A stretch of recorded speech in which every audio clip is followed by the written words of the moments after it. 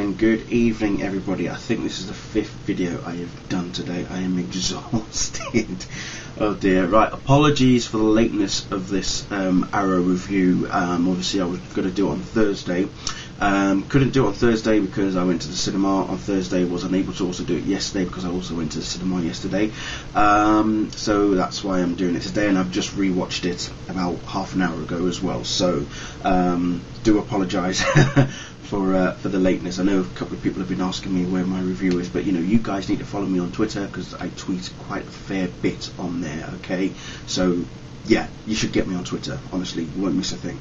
Right, so Arrow, episode 11, and this was Trust But Verify, and this is where we meet John Diggle's ex-military sergeant. Well, I say sergeant, but he's like leader in Afghanistan, by the name of Ted Gaynor, played by Ben Browder. Those of you who watch Farscape will obviously know who he is, and he works for an organisation called Black Hawk, which I thought was really good. Very, very nice touch to have Black Hawk in the episode there. And his name, Ted's name, is actually on the list, on Oliver Queen's list. Diggle does not believe that he should be on the list. Diggle swears that Ted is clean, he's one of the, he can trust him, all that sort of stuff. Oliver thinks otherwise, so Diggle tries to prove to Oliver that pretty much, well, he is innocent in some way because there was an involvement with a military truck, security van rather, and the way that they stopped the security van and hijacked it was in relation to a certain training exercise that Diggle remembers back in Afghanistan. So it pretty much follows along the same sort of line. Excuse me. So while that's all going on, Tommy Merlin was invited to dinner along with Laurel by none other than Daddy Dearest, Malcolm. And although Malcolm said he wanted to meet Laurel and get to know her better and try to amend things with Tommy, that wasn't the case at all. It turns out that he had a hidden agenda, and it all had to do with Tommy's late mother, and it wasn't very, very, very nice, to be honest. Also, we have Thea, poor girl. She's had her 18th birthday. She's wondering if she's going to get a car, a convertible in particular. Her and Mother Moira go out on a, have a girls' day out for her birthday, get some clothes, all that sort of stuff. All the while, at the same time, Moira receives a phone call from Malcolm. They meet up. Thea, follows Moira without her knowledge, and realizes that what she's doing with Malcolm pretty much a similar line of what happened with when Robert disappeared.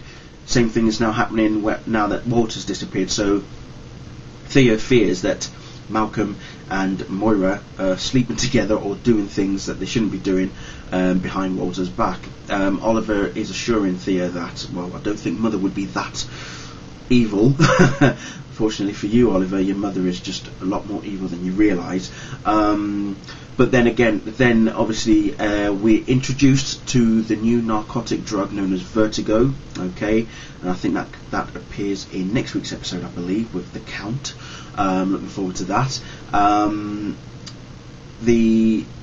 What was I going to mention? Yes, flashback. This I thought was really important. Now, I'm still quite wondering what Yao Fei is playing at here, because I honestly thought he was looking out for Oliver. I thought he was taking care of him, kind of thing, looking out for him and keeping him protected from the bad guys on the island. Because if you remember from last week's episode, that Englishman, I honestly can't even remember what his name is, if it was Edward or something, basically telling Oliver that the island is actually a prison. Oliver was obviously disguised himself as one of the the mercenaries, as I would like to call them, and it turns out that Edward saw through that and captured Oliver, prisoned him up, put him in prison, and well, let's just say Yao Fei is not all what he seems, and that also brings in the question regarding Deathstroke, because Wade Wilson will be appearing, played by Manu Bennett, and he's going to be appearing very soon, and some people's suspicions as to whether or not Deathstroke mentored Oliver may be true.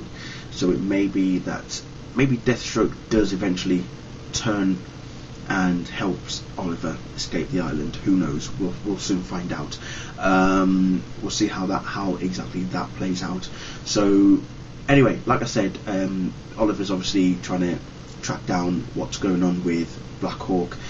Enter Felicity Smoke. Flipping out. Emily Bett Rickards, please marry me, please. Don't show this to her, by the way, guys, whatever you do. Anyway, no, seriously. Oliver again enlists the help of Felicity, and her line was just so awesome. Well, here I thought that my days as Oliver Queen's personal computer geek were over. Oliver was like, "Is that your way of saying that you miss me?" She's like, "No, but if that's how you want to how you want to interpret it, then go with it," kind of thing. So I was like, yeah, I missed you too, Felicity. But she eventually decodes the USB stick that Oliver managed to get when he first encountered Ted Gaynor at the start of the episode or so. So all that's going on. Oliver eventually finds out what is actually contained within that USB stick. Felicity brings him, tells him what's contained, and so he then warns Diggle. Diggle's like, well, I don't think it's Ted, I think it might be someone else, and he believes that this chap called Knox, who was just recruited before the whole series of robberies occurred, could be the man behind these thefts of security vans. So on top of that, again, like I say, I mean, the main purpose of this episode is all about trust issues. You've got Oliver having trust issues with Diggle, Thea having trust issues with her mum, Tommy having trust issues with his dad, and then obviously the flashback as well. Oliver not realising that Yalfrey is not what he seems, so he's not sure if he should trust him. Even Edward is saying, you trust the wrong people, kind of thing. It's all about the trust. On the other side, one thing I did notice, and Ted was the one that actually pointed this out, Diggle's sister-in-law. Well, she's not really his sister-in-law anymore. It's Carly, isn't it? Yeah, she's not really his sister-in-law anymore now, is she? I mean, his brother is no longer around, so who knows? Something may happen there. Anyway, but again, great episode, really solid, very, very well done again, and can't wait to see what we've got next week. Really looking forward to it. So yes, I'm happy. Again, apologies for the delay of the review. Let me know what you thought of the episode, and we'll go from there. Alright, thank you very much. Bye!